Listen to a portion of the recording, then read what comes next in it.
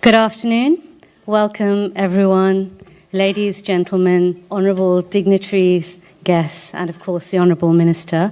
My name is Kiran Chitkara. I am the MC for today, a lawyer by profession and currently the Company Secretary to the National Board of the Australia-India Business Council, as well as being the National Associate Vice Chair. It is my absolute pleasure to stand before you as your MC and host today.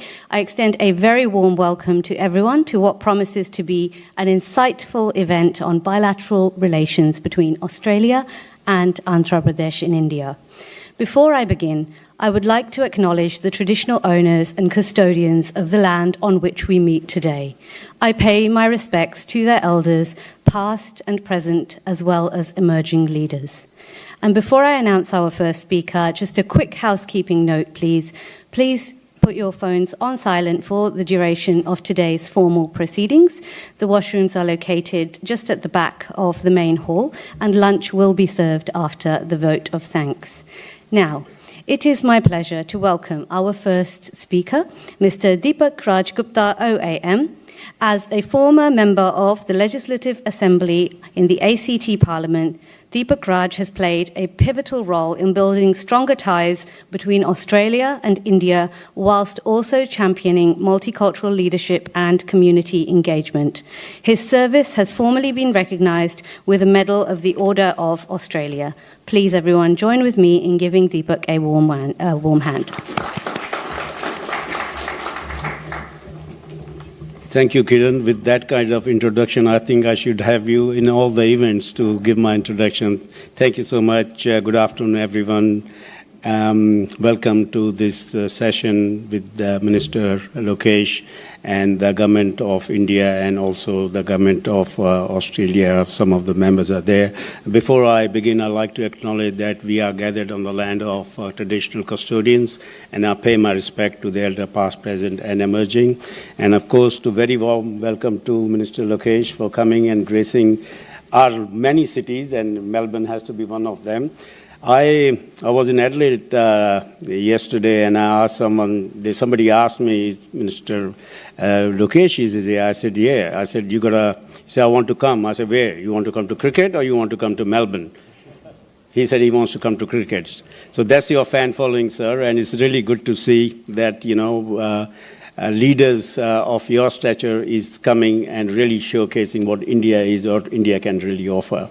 I also like to acknowledge our Honourable CGI, Sushil Kumarji, who's been championing here. I think he has the most engagement with all the diaspora. And if anyone needs to know anyone in Melbourne, you should ask him. He'll probably have his address. And of course, to Abhay from CII, has been championing, bringing lots of delegation to Australia and really working very hard to shrink the gap between the companies, Australia and India. And of course, Ashok Masoor is also former Vice Chair of Australia-India Business Council.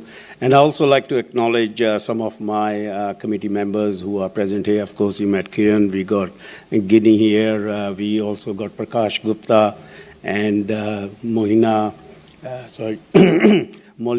is also our industry head for sports and culture, and all the valued AIBC members, distinguished guests, ladies and gentlemen.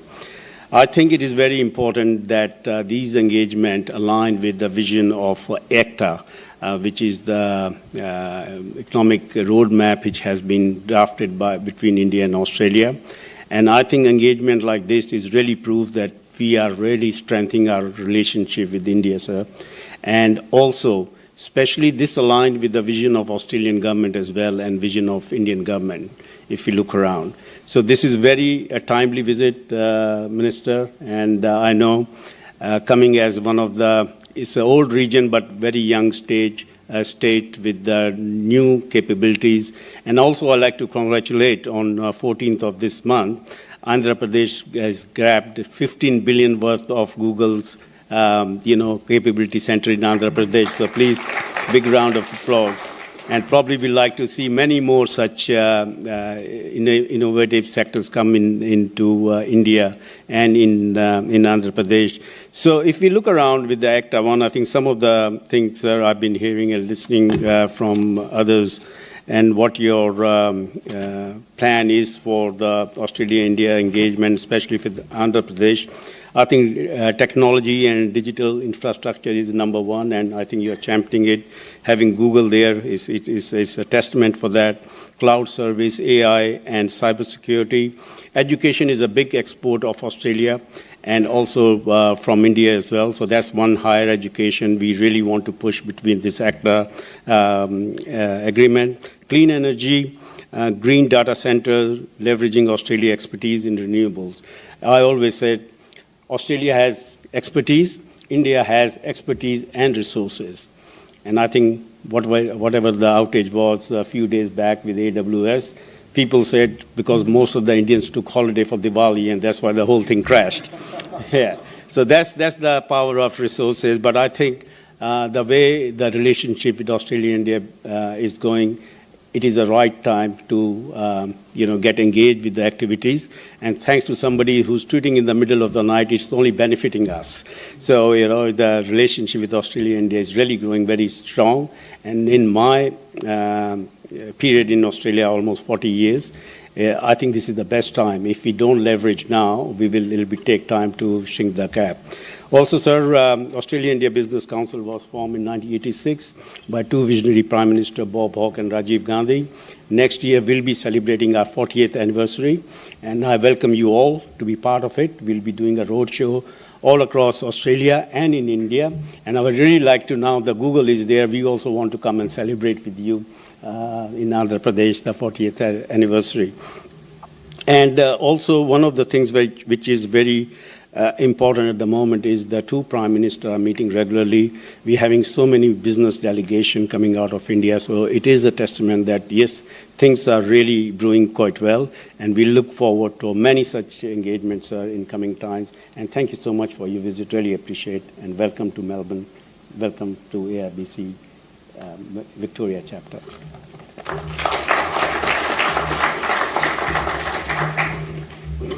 Thank you, Deepak. Now, I am delighted to welcome Dr. Sushil Kumar, Consul General of India in Melbourne, to the dais. Now, Deepak has said this in quite a jovial manner, but I do want to formally say that Dr. Sushil Kumar is certainly a very highly regarded individual. He is very active in all events related to the Indian diaspora in Melbourne, and so there is much respect for his expertise and service. Please join with me in giving him a warm hand. Thanks, Kiran. Namaskar. Good afternoon. I would also like to begin by acknowledging the traditional custodians of the land on which we have gathered here today and pay my respect to their elders, past, present, and emerging.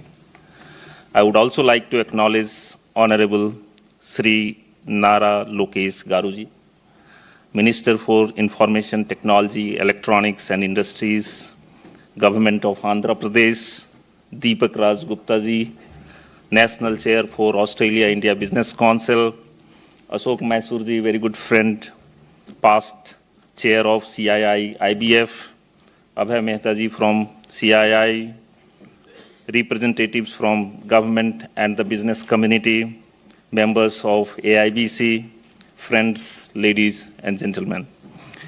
It is a privilege to join you at this special roadshow of the CII Partnership Summit here in Melbourne.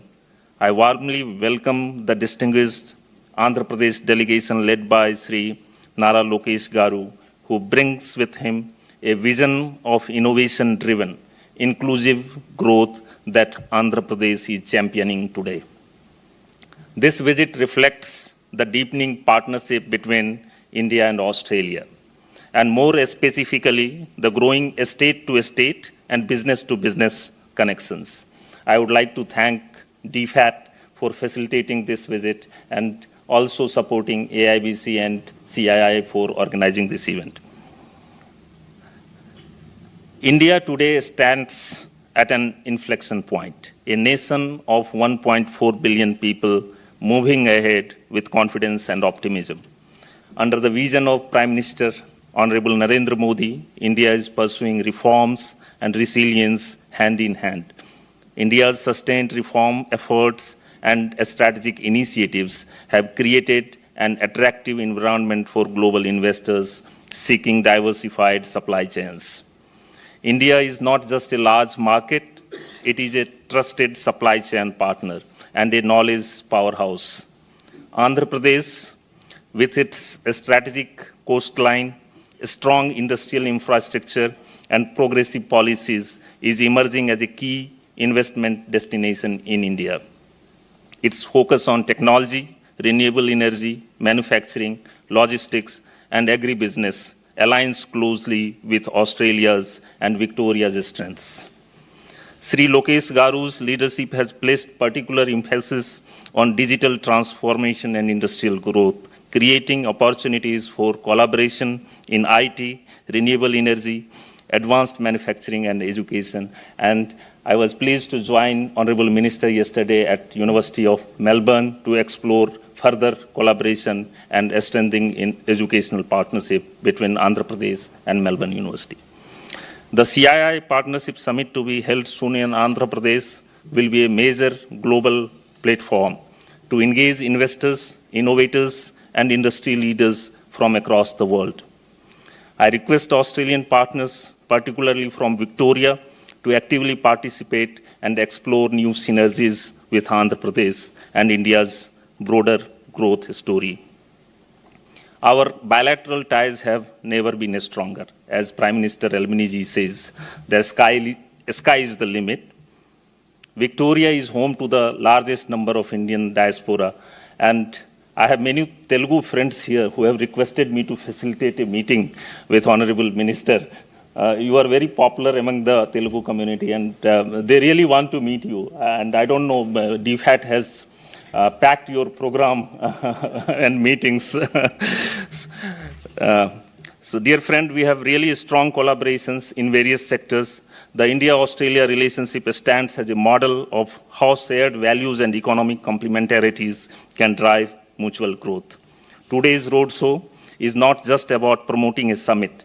It is about building bridges of opportunity between our people, business, and governments.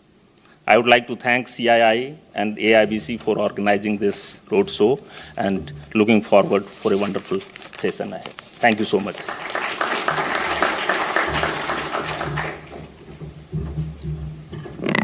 Thank you, Dr. Sushil Kumar.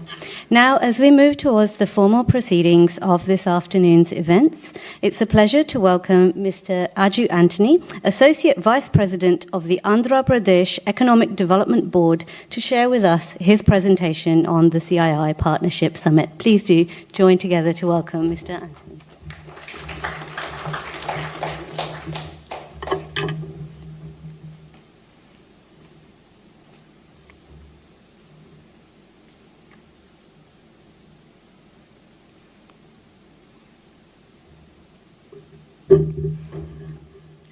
Good afternoon, Honourable Minister, Consul General, Deepak from Australian Business Council, well-wishers of the India-Australia Business Fraternity, ladies and gentlemen. This is more than a presentation. This is an invitation to be part of India's growth story, this growth story of Andhra Pradesh. Andhra Pradesh, the sunrise state of India where ambition meets opportunity. Today, we begin a compelling story of remarkable growth, strategic vision, and a firm commitment to the prosperity of its citizens. This is a dynamic narrative and of global collaboration, mutual economic growth that you all can be part of. Picture this, a state with a geographical area of 160,000 square kilometers, 53 million people, representing 4% of India's population, a GSDP of $180 billion and still rising. An export, we sell to the world about $20 billion, making it 5% of India's exports. Our economy is a mix of agriculture, services, industry. This isn't just growth, this is momentum. Our long-term vision from Vikasit Bharat to Swarna Andhra 2047 focuses on creating wealth, health, and prosperity and a happy society. We are employing a mission-driven approach, a P4 model, strategy for equitable society.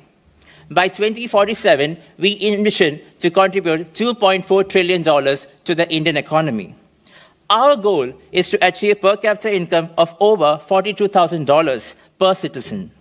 And how will we achieve this? This inclusive development, mission-driven governance. Therefore, the future for us isn't waiting, we are creating it. Our aspirational goals for Andhra Pradesh set the stage for transformational growth in key social and economic indicators. By 2047, we want 100% literacy. We want 80% of our female population to be part of the labor force. Urbanization to be taken to 60%. Aiming for 95% skilled workforce. This is textbook transformation, I tell you. We work on strong and proven pillars. Governance that enables, not obstructs. Amaravati, a greenfield capital city, developing a world-class city and a planned capital city. Water security, no more scarcity, only sustainability. Industrial infrastructure, global logistics hub enhancing connectivity and trade efficiency, green energy and fuel, leading by example. One family, one entrepreneur, which basically looks into the idea of grassroots entrepreneurship, a future-ready workforce, product perfection, made in AP, trusted globally. These aren't ideas. They are already in motion. Our future-looking policy framework is designed to drive sustainability and inclusive growth in AP. The guiding principles were product perfection, speed of doing business, reduced cost of logistics, employment creation, future-ready technology, circular economy. They all are bedrock to boost the industrial growth. Sectoral policies covering aerospace, defense, food processing, leather footwear, MSME, maritime, just to name a few, to create our Industrial Development Policy 4.0, serving 44 thematic policy frameworks addressing specific sectors and areas of development. Blessed with a coastline of 1,053 kilometers, Andhra Pradesh is strategically positioned to be the gateway to the east. 6 operating ports with 330 million metric tons per annum capacity. Additionally, 4 ports, greenfield ports, are being built. The advantage of a maritime ecosystem is that it can approximately handle 40% of the east-going cargo from the eastern coast. We have identified 50 coastal creeks and sites suitable for shipbuilding and maritime-related activities. Andhra Pradesh isn't just open for business. We are the door for your business to India. Aviation, where sky is not just the limit. The Honorable Minister keeps saying about vertical integration and horizontal integration. We have 7 operational and 9 greenfield airports being built. Our manufacturing and MRO facility coming up in Kurnool, Donakonda, Tirupati, Lepakshi, Madakasira, etc. Even sky is not the limit. Where others built airports, we are building an aviation revolution. Rail and road network. Our total road length, covering more than 160,000 kilometers, can circle the globe, I think probably 4 times. The rail network of 9,000 kilometers. Good people, goods, people, ideas, everything moves faster in Andhra Pradesh. The inland waterway system, the silent giant of AP. We have approximately 900 kilometers of inland navigable waterways. Why drive when you can glide? The economic corridors. Our strategy is to drive economic growth, including development of key economic corridors and specialized clusters, like, for example, the Quantum Valley, the Aerospace City, the Drone City, promoting drone industry for various applications. And we saw the effect of drones in modern warfare and various things during Operation Sindhu. The Space City, Electronic City, Pharma City, you name any city, we are building it for you. The Ratan Tata Innovation Hub, one family, one entrepreneurship, empowers grassroots entrepreneurship and innovation across Andhra Pradesh. RTIH is the bedrock of this mission because real growth starts at home. Tourism, beaches, wildlife, heritage. AP, Andhra Pradesh has everything minus the crowds. We have identified 7 anchor hubs, 25 thematic circuits, showcase our divergent tourist offerings. Our natural attractions include 3 national parks, 13 wildlife sanctuaries, ensuring ecological preservation and biodiversity. Private investment in tourism is projected to be 2.9 billion, and from approximately 20,000 keys, we are projected to reach 50,000 keys in 2029. And we are just getting started. We have secured about $117 billion worth of investment, creating 8 lakh jobs in the state. This train is moving, jump on. Amaravati, the future-ready city will feature state-of-the-art institutions, world-class infrastructure, 100% green buildings, and 100% electric vehicles, district cooling infrastructure, and integrated underground utilities in place. The technology skill force, the 38 million individuals, I believe it is 38 million opportunities. The Naipunyam Digital Skill Initiative empowers our talent workforce through continuous learning and skilling programs. Talent isn't hired here, it is grown here. From AP to AI, large-scale skilling initiatives in AI and cloud technologies, the Google's commitment to AP, Andhra Pradesh, including a $15 billion commitment. I believe the future is going to be speaking Python and Telugu. Governance. We are revolutionizing governance through Governance 4.0 initiative anchored by the Quantum Valley in Amaravati. And what about government services? We put them everything on WhatsApp, 700 plus services, 0 paper, real-time governance, AI-driven decisions. Finally, governance that works at your speed. Strategic clusters, including the Quantum Hydrogen Valley. Our commitment to innovation and sustainable development is manifested through strategic clusters. Green Hydrogen Valley, Quantum Valley, aerospace cities, drone cities, space cities, electronic cities, just to name a few. And always, the goal in mind is to be sustainable.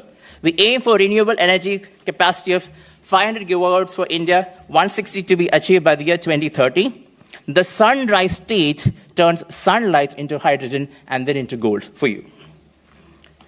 High-impact investment opportunities in Andhra Pradesh include in food processing, deep tech, electronics, the capital city Amaravati, waterways, pharma, biotech, tourism, rare earth elements. Pick a sector, we'll handle the rest.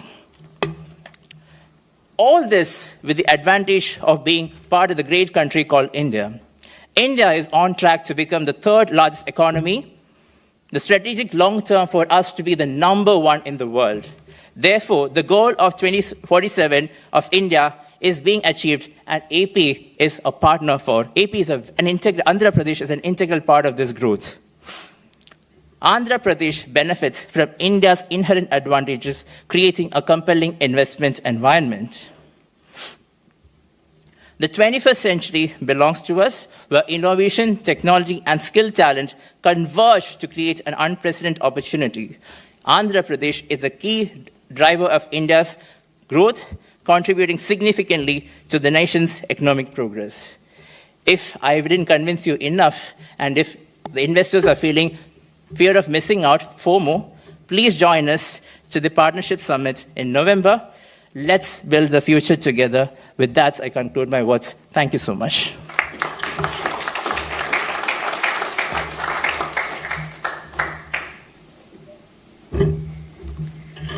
Thank you, Mr. Anthony, for that very compelling presentation. For what it's worth, you've convinced me. Now it is an absolute privilege to be able to welcome to the dais the Honourable Minister Nara Lokesh, Minister for Information, Technology, Electronics, Communication, Real-Time Governance and Human Resources Development for the government of Andhra Pradesh. Mr. Lokesh Nara is an influential and forward-thinking leader deeply committed to shaping the future of Andhra Pradesh through digital innovation and inclusive governance. He has positioned the state as a global technology hub, as we've just seen, making it a premier destination for IT and electronics investments. Please do join with me in welcoming the Honourable Minister Nara Lokesh to the stage.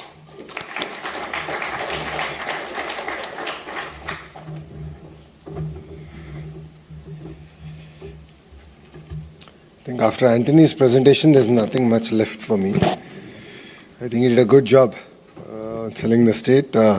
Before I start, I'd like to thank Dr. Sushil Kumar ji, CGI Melbourne. Thank you for having me over. Deepak ji, who's the National Chair of AIBC. Really appreciate your time.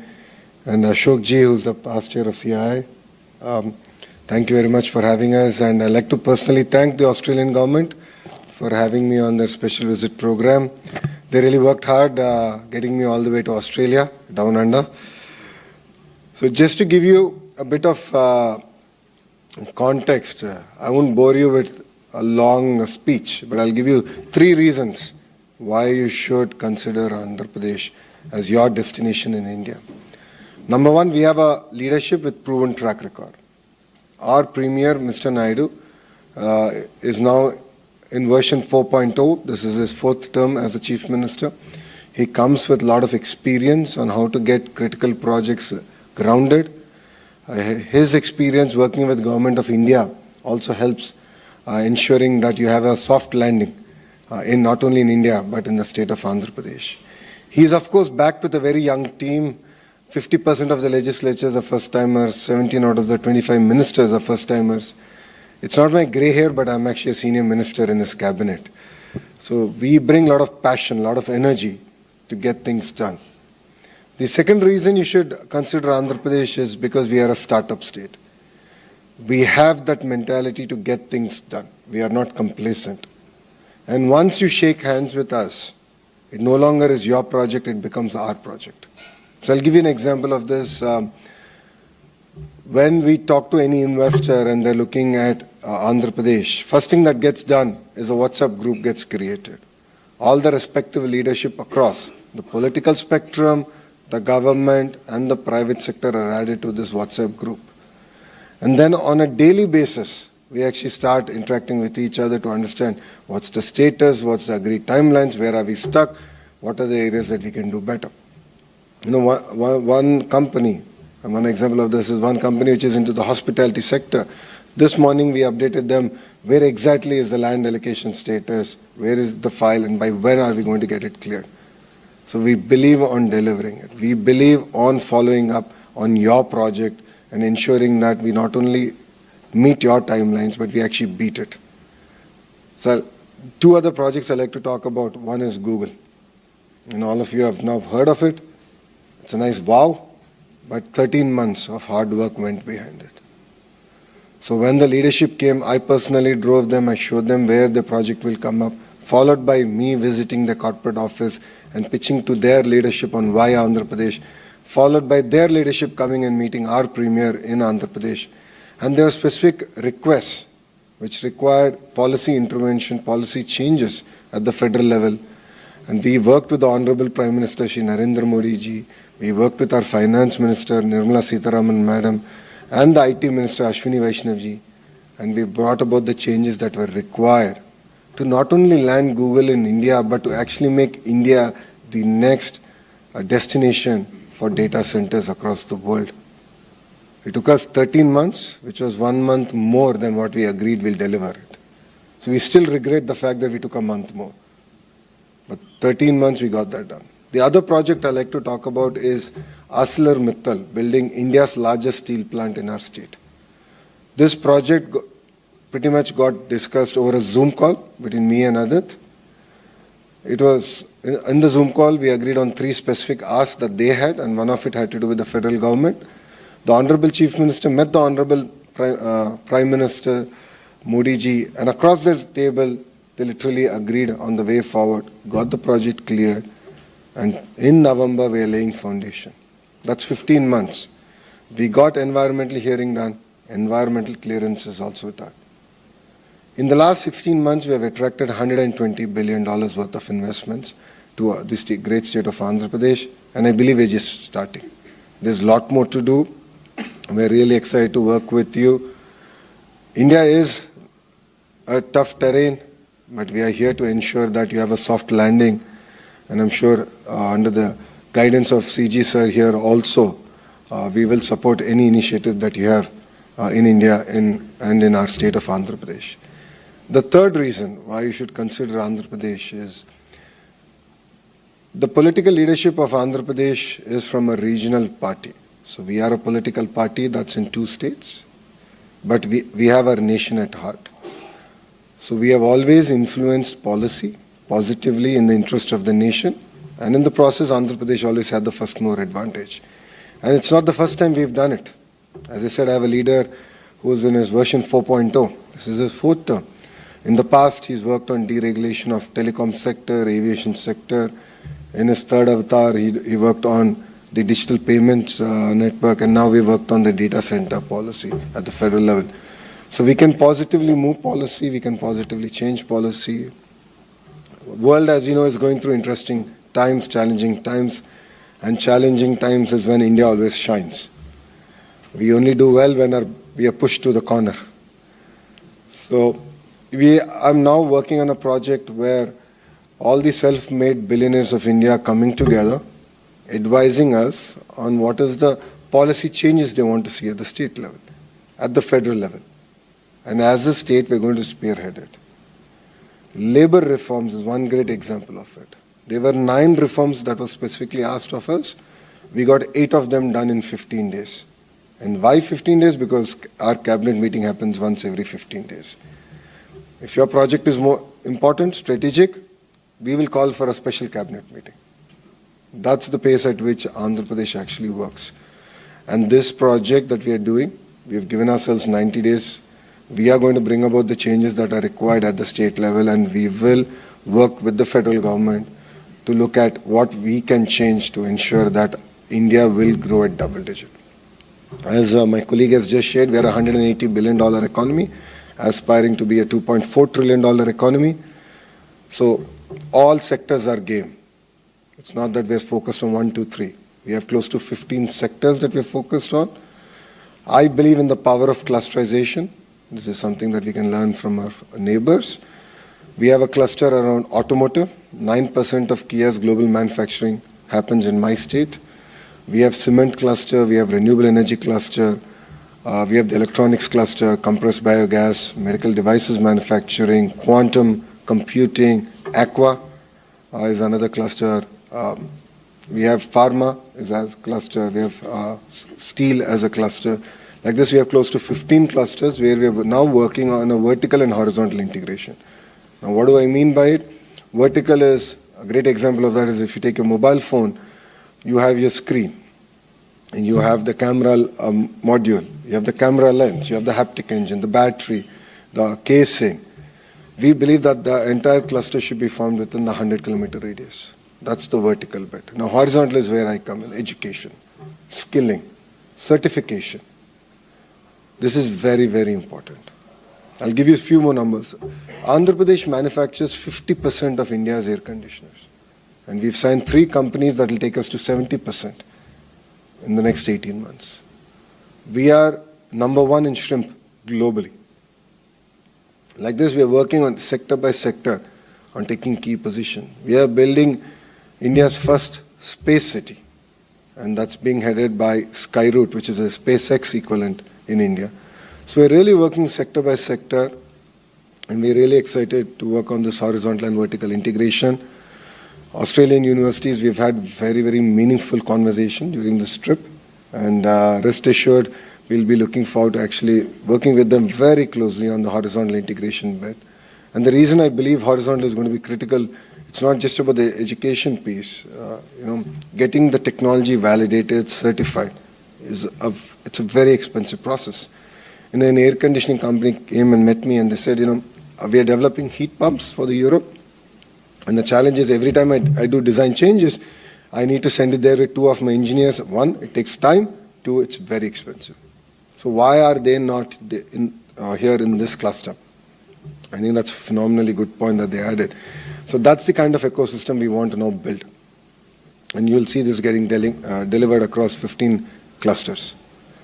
So that's, in short, why you should consider Andhra Pradesh.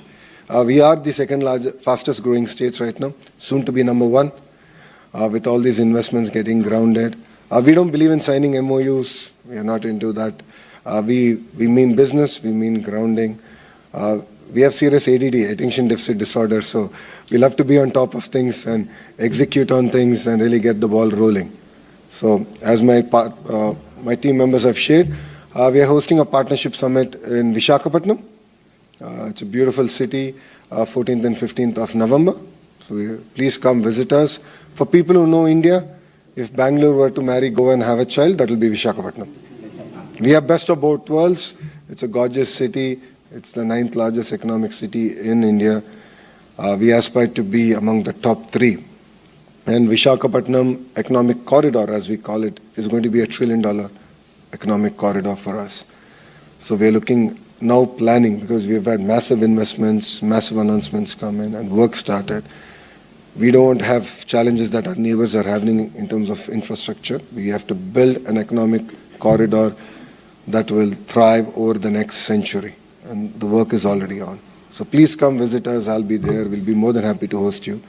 And I would love to open up this session for any questions that you might have. Thank you very much, and Jai Hind.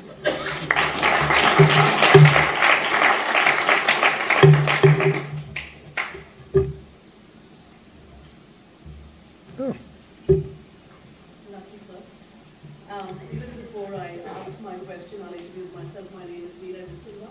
I'm a true Bangalorean, but married to a Telgai. And I've realized that movies are everything, and your father-in-law's dialogues make it common conversation for us at home. So, starting with that, Thank you. Minister Lokesh, you've often spoken about positioning Andhra Pradesh as India's next startup state. I personally, and my husband as well, we've spent the last 2 decades in Australia building and scaling up technology ventures.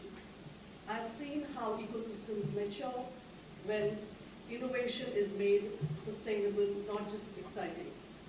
Now, how does your government envision creating a sustainable startup ecosystem in Andhra Pradesh? And I'm particularly interested about long-term digital assets, such as blockchain infrastructure, CBDCs, or proof-of-stake technologies. And would you be open to exploring global collaboration models that have worked well in markets like Australia? I think it's a very valid question. We believe in the power of mentoring for any startups. There's capital available everywhere, but there's no mentoring available. So the approach that we've taken is we've created an incubator/accelerator, which is the Ratan Tata Innovation Hub, which is based out of our greenfield capital city, Amaravati. And then we have nodes across the various strategically important areas. So we have another 4 nodes. And each of these nodes and the main hub are working with the private sector. So we have Tata's and their leadership mentoring the node in Amaravati. We have Adani's mentoring a node, Jindal's mentoring a node, Greenco, which is a homegrown renewable energy company, they're mentoring a node. There's Mega, which is an infrastructure company, again homegrown, they're mentoring a node. So, and it's 1, we got the private sector. 2, we got the academia. So we got all the private government universities in those nodes in the areas that they are to also be part of this. And then we are backing it with funds. As a state, my strong belief is government shouldn't be spending money directly. We should raise fund of funds.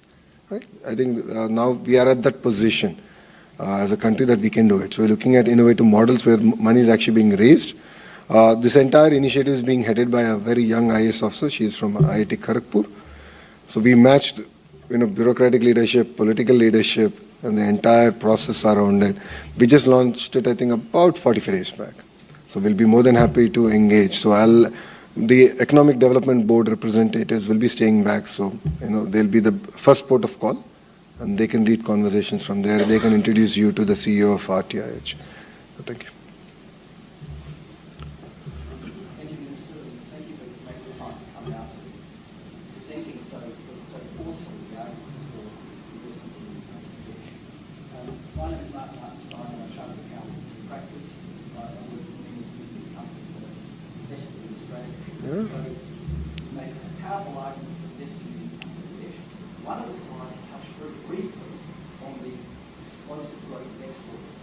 Could you enlighten me and the others where those exports will be focused and how they will impact on Australia? If you look at currently, we have a position in textiles, we have a position, of course, in aqua. As I said, we're number one in shrimp, and the few other sectors that we're actually doing quite reasonably well. Kia cars made in Andhra Pradesh do get exported around our region, so we have taken a strong position there. Of course, IT exports continue to grow in my state, so that's very, very important.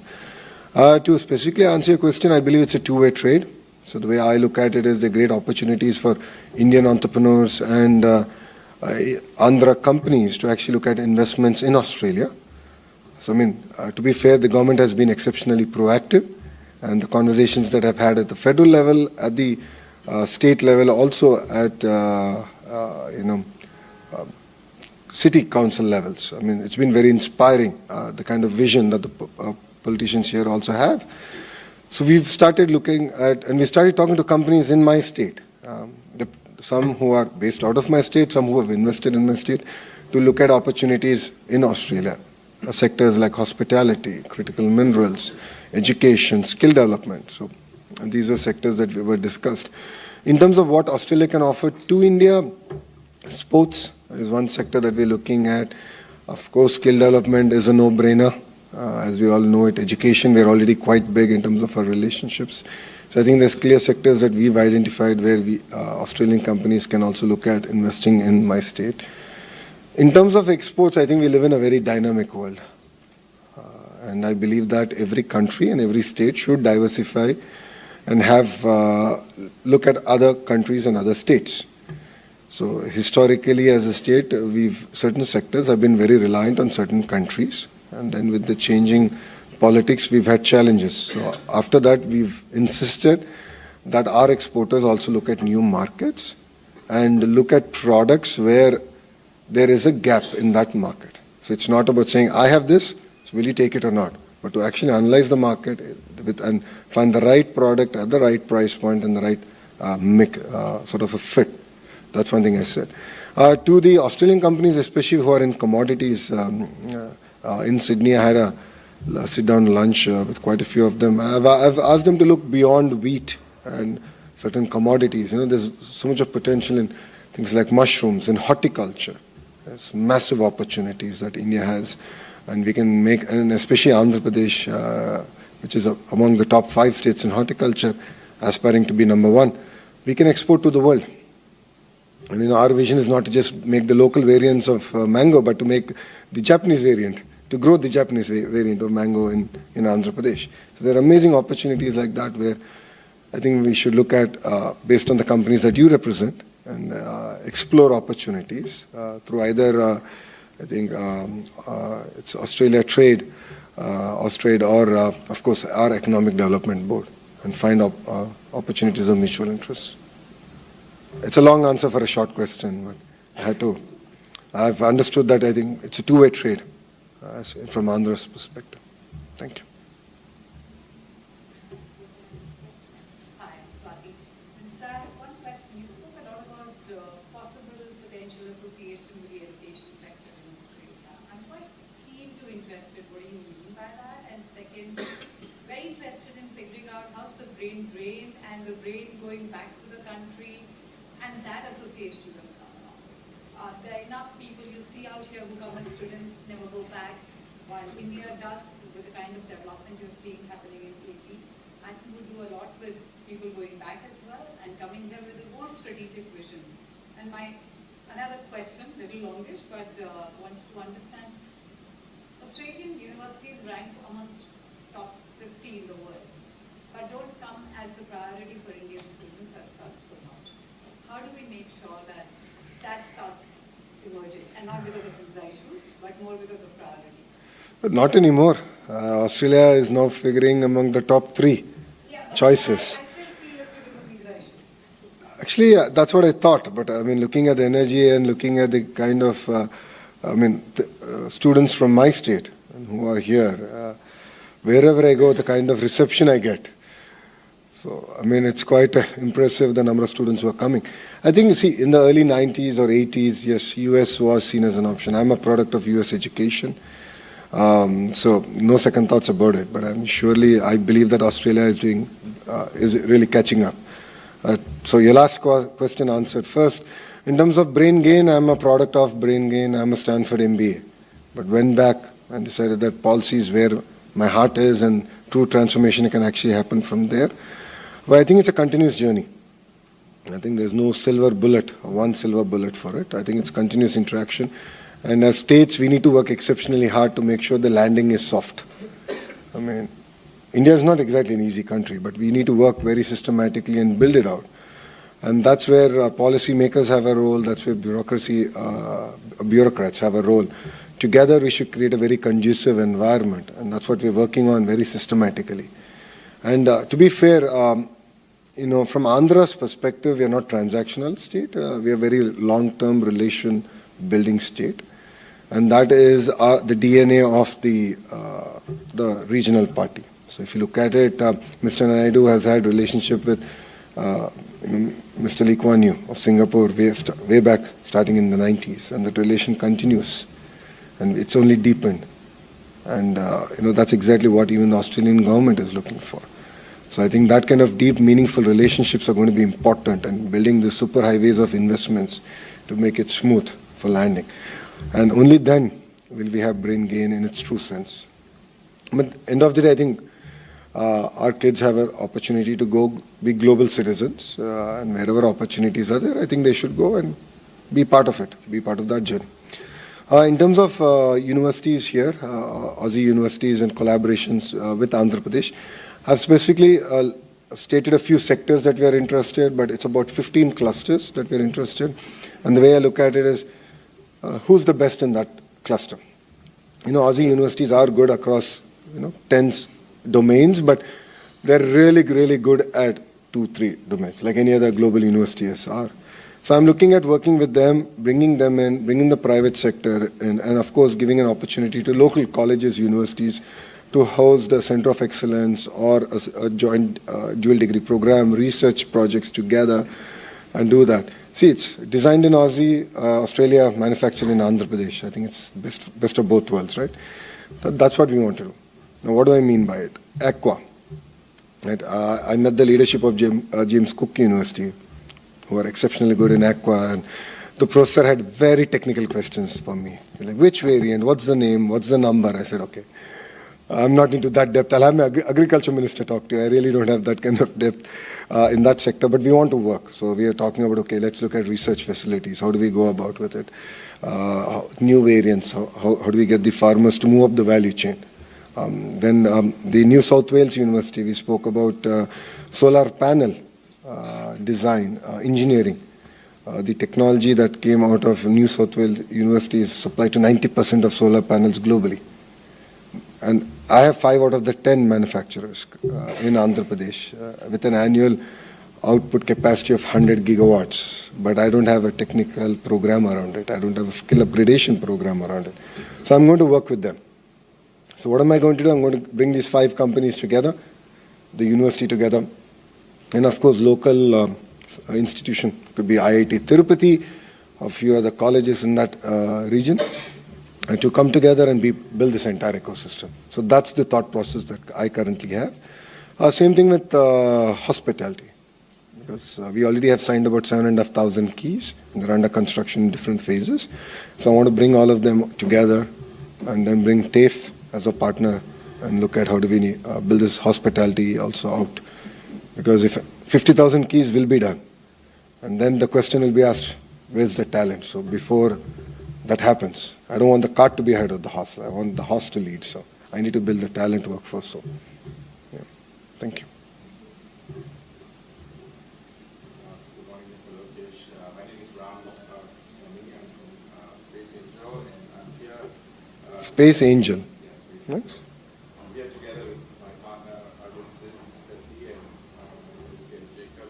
In fact, it's very reassuring to hear that you say no more MOUs. We actually feel compelled to come and see you, and I'm glad that we are into action-oriented companies. But look, myself, I'm from the aerospace sector, and you mentioned Space City. Yep. In fact, I've actually been to Sharp, which is Sriharikota. Sriharikota, yeah. Been with Chairman Somnath, who's your advisor now for Andhra Pradesh State. My question is, you said that you're doing things in aerospace, Space City, and so on. And in fact, we've got an MOU with Skyroot as well. Nice. We'd like to understand what are the execution aspects that you're looking at in terms of Space City, which are the focus areas. Given you in your state, you have the spaceport of India in your state.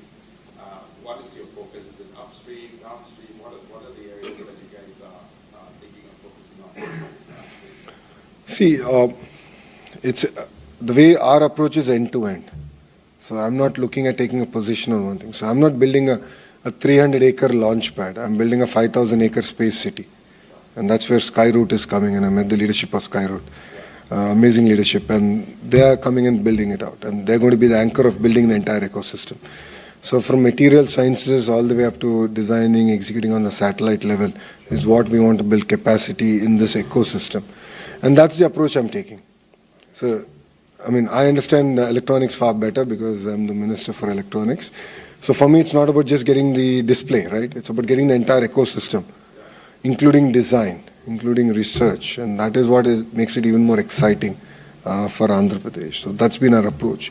In terms of defense and aviation, in that sense, Raymond's has made a big announcement where they're going to work with a large OEM. I can't name it because I'm under NDA. I don't want to get into trouble and be sued. So the idea is we're going to build that out, work with them, build their ecosystem. I met the leadership of the OEM. I didn't ask them to come down. I said, give me a Rolodex. I said, I want to understand who are all your suppliers. What does it take to build the end product that you do? And who are all your suppliers? I'll go get them. Then you'll have no choice but to come to my state. And that's the approach that I've been taking. So we'll be more than happy to engage and work with you. Sure, absolutely. And build this out. Yeah. So the Economic Development Board team is here. The two lovely ladies on your right, and there's two gentlemen on your left. So they'll be here to take follow-up discussion. Yeah. Any other questions? Yeah. So this I think we are running out of time. You're local. You can get me whenever you want. So You have to take one more question before we. yeah. Anything on that end? I mean, that's a quiet corner. So yeah, please. Thinking corner. Why not? My name is Amaravati Galam, founder of Rising Boost, a sports startup. Speak about sport in Andhra Pradesh. What specific elements you are looking at, or what focus we can do to come to Andhra Pradesh? Focus as in, can you please define it? I mean, you're saying which sport are we going to focus on, or what is the ecosystem? Is it a mentoring? Is it infrastructure, or is it development in the sports coming to Andhra Pradesh? So any particular space you're looking at? So I met Griffith University, spent considerable amount of time with the leadership there, got a tour. Then I met Populous Architects, who are known for building world-class sporting infrastructure and understood the projects around the world. And now I'm going to Melbourne Cricket Stadium and meeting the Australian Cricket Authority to understand the grassroots movement. So I think if this meetings, I think will give you an idea that we're looking at it again end to end. So unlike my competitors as in my other states, I believe in the power of ecosystem. So now let me look at sports. Let me just sort of break it down. Yes, we are looking at building sports cities of sorts, where you have stadiums, you have grounds, you have convention, you have hotels. And for me, it was like, how do we do it? What's the land size? What kind of investments? What are the different models? hybrid annuity, boot, PPP. This is a discussion that I already had. Then I'm working with Griffith on saying, how do we build a rock-solid curriculum? Right? I mean, let's not talk about Olympic gold medals only when there's Olympics, right? We should work towards it. It's not going to happen overnight. So why as a nation we're not doing it? So there's not been a systemic, rigorous approach towards it. So how do we build that? And what's the magic sauce that Griffith has? And the understanding that we have is, now let's start now. Because there is sports infrastructure already available. Let's start working while we build, of course, world-class sports infrastructure as we go. So education, the entire ecosystem, infrastructure, and then we are also doing a grassroots movement. So we are doing sports at a very village level to identify talent very early on, who can be nurtured, who can be built on, and then work with them through their education, because it's not exactly that, it's not easy to pursue both a sporting career and an academic excellence. It's a tough balance. So you need to have a curriculum that's very understanding of it. So, if it means that, I can't attend for any exams in the next 3 months because I have certain competitive program coming up, and, we should be accommodating of it. So as a policymaker, I need to have that kind of an environment. And that's exactly what we are also working on. So it's pretty much end-to-end. So that's why I keep saying cluster. So I keep getting pushed back saying, no, tell me what's that one thing. That's the wrong approach, in my humble opinion. The power is actually in the cluster. So, after we signed Google's investment of $15 billion, so on the way back, I flew with the Honorable Chief Minister, our Premier, back. 2 hours, his entire direction was, how do you build an ecosystem? His point was very clear, this is just the beginning. This is the seed. But his direction to me was, how do you create a 25x multiplier impact? So for him, look at what he's done to Hyderabad, right? ISB was the seed. Microsoft setting up their first development center outside Seattle was the seed. But we didn't stop there. Look what Hyderabad is today. We are taking that kind of approach, but across 15 sectors. Genome Valley in Hyderabad is another great example of what Mr. Naidu's contribution to the state and the nation is. I mean, we are one of the very few countries to have a domestic vaccine for COVID. I think 4 countries or 5 countries in the world. We are one of them. And that is an Hyderabad company. The vaccine was discovered, manufactured in Genome Valley. Right? I mean, but the foundations were laid in the late 90s. And Mr. Yella came to meet Mr. Naidu about his trying to set up Bharat Biotech, but then they got about with this idea of doing a Genome Valley. And Krishna Yella actually played a very, very important role in the vision of doing Genome Valley. That's the power of a cluster. So it was not about one Bharat Biotech, but it was about building the entire ecosystem, the cluster. But I think we've learned a lot. As a political establishment, we've learned a lot. As a state, we've learned a lot. So now we are really focused on this vertical and horizontal integration. Every speech of mine, every meeting of mine, you'll hear this again and again, vertical and horizontal integration, because I truly believe in it. And that's where, as an HRD minister, I've realized that there's a much larger role for me to play. So sports, end-to-end. Space, again, end-to-end. Aqua, end-to-end. That's the kind of approach we're taking. Yeah? Correct? Yes. Sports, arts. We had again an opportunity to meet up with certain leadership. Handloom is very big. Handloom is very big in my own constituency called Mangalgiri. So all the shawls I'm giving is actually from my constituency. So there's a lot of work we can do. Our saris, our artworks are there to be preserved. Our coffee, Araku coffee, grown by tribals. It's very well known. We have a store in Paris. This is being led by Nandi Foundation, which was started by Dr. Anji Reddy of Dr. Reddy Labs, and now it is being led by Anand Mahendraji.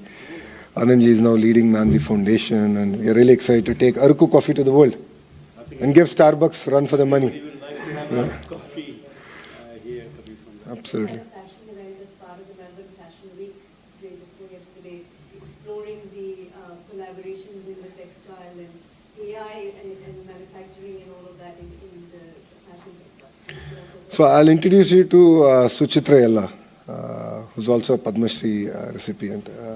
She has been tasked with creating a vibrant handloom ecosystem, arts ecosystem in Andhra Pradesh. So out of her sheer love, she's doing it for the state. So nice. So I'll tell Suchitra auntie, and she'll reach out to you. I'll take your numbers and contacts. Thank you very much, and Jai Hind. Thank you.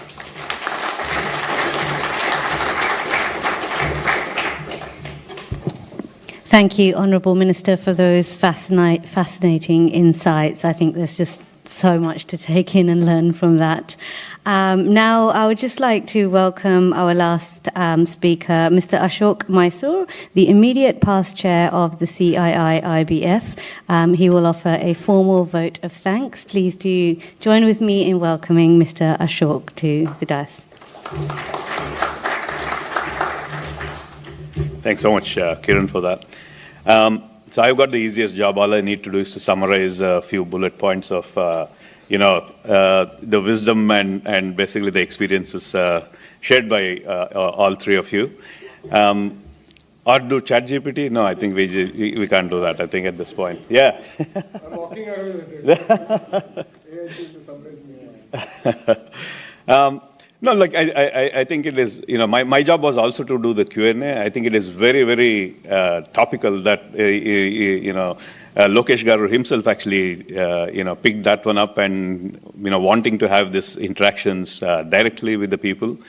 And I think it is very reflective of the government, of the state government that you are part of, sir, and the ministry that you are actually doing there.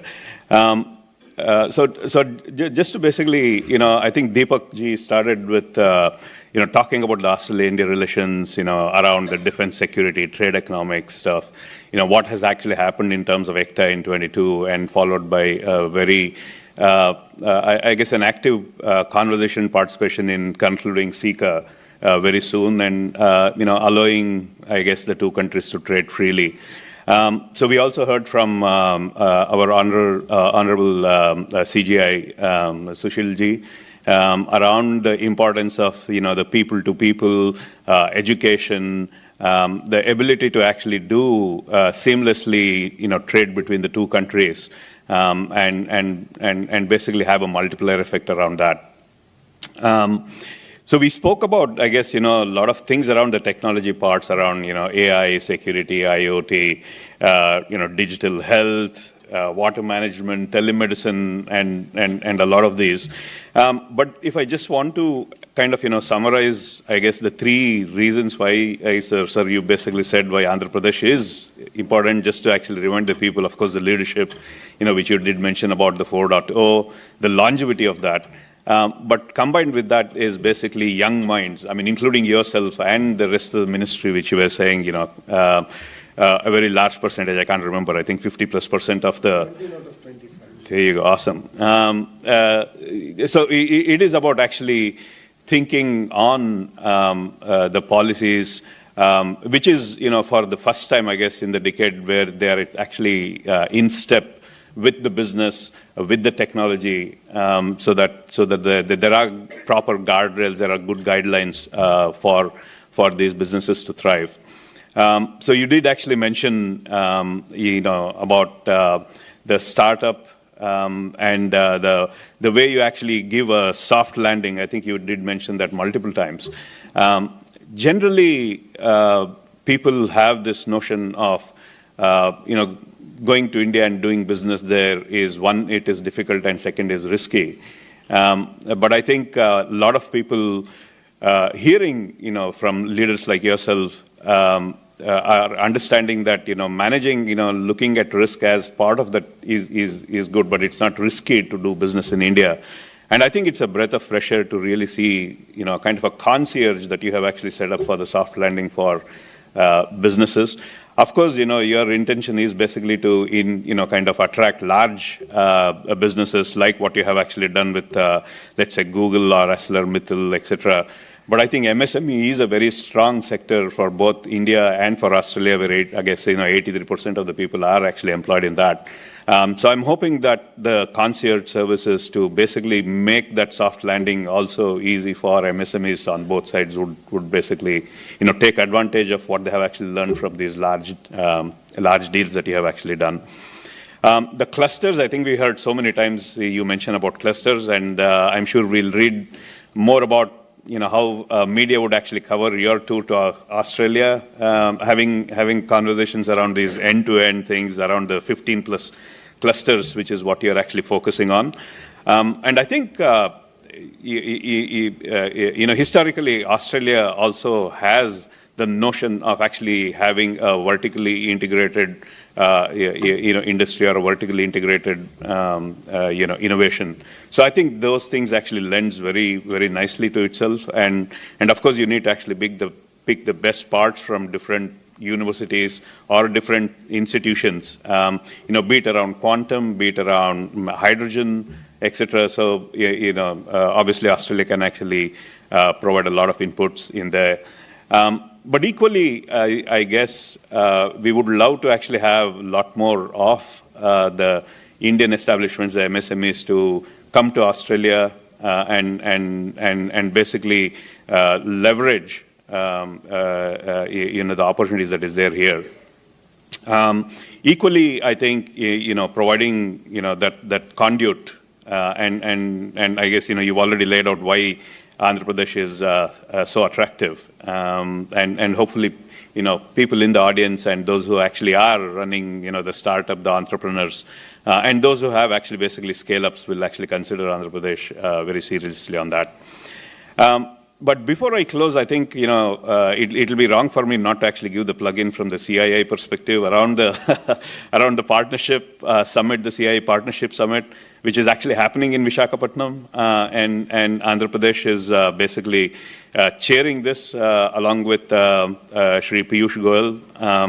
And again, for those of you who may not know, so this is a conclave where ministers from commerce and trade, leading CEOs, thought leaders from around the globe basically converge in Visakhapatnam on the 14th and 15th of November to talk a lot around, trade, around future of industrialization, around climate, tech and innovation, geoeconomic frameworks, and other very interesting parts of it. So with that, and without much ado, so what I'd like to do is to basically, if you could actually put your hands together and thank Minister Shri Lokesh Garu for your time and your listening. And for Honorary Consul Dr. Sushil Kumarji. And of course, Deepak Gupta, who is basically the chair of AIBC. And to Abhay Mehta, who's sitting here, who's the quiet achiever behind the scenes, and to the large team who actually put this thing together. So thanks so much for taking the time, and please do network. And I think there are some, I guess, lunch and drinks, I guess, available. So please have a network. And I'm not too sure if the minister is available. If it is, then probably some of the questions which were not answered, you can ask some of his team or himself when he has the time. So thank you so much for coming along. Just 1 second, yeah. Australian Airlines Council has put expression of interest for the CII Summit in Visakhapatnam for 14 and 15 of November. So please visit our website. You will see if you want to register. It's very, a lot of interest is coming. So that will be completely part of the process, education and what we talk. Also on speak in EDB, you can also organize a webinar sometime in coming week. Education. Some of the questions which have not been answered, we probably can answer there. And just before we go, we'd like to have a photograph. We can come on this side, and the minister will be here. We'll take one good photograph. No, they will come here. Yeah, please, if you can come this side. Yeah, this side. And you need to be here. Oh, okay.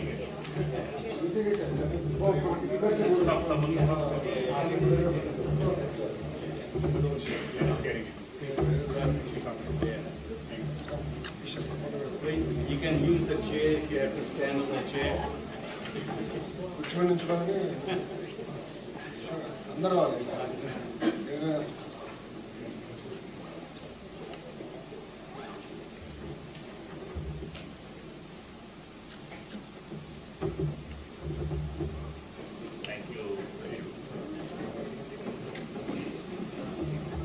Yeah,